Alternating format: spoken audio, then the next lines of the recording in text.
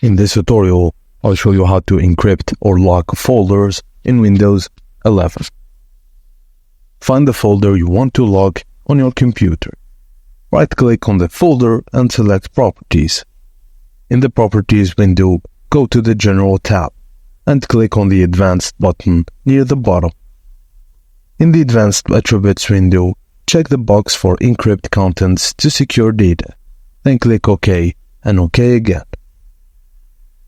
Choose Apply Changes to this folder, subfolders and files on prompt, and then click OK again. Press the Windows key, type CER/MGR.MSC and press Enter. In the left pane, go to Personal Certificates. Select the items labeled Encrypting File System and right-click on this section and choose All Tasks and then Export. Click Next.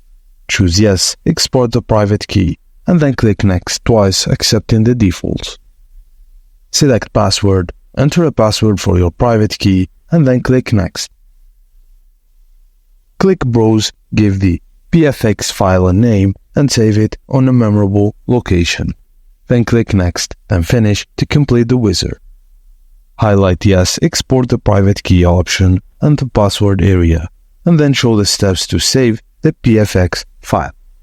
And that's it, guys. Thank you for watching, and please don't forget to like and subscribe for more.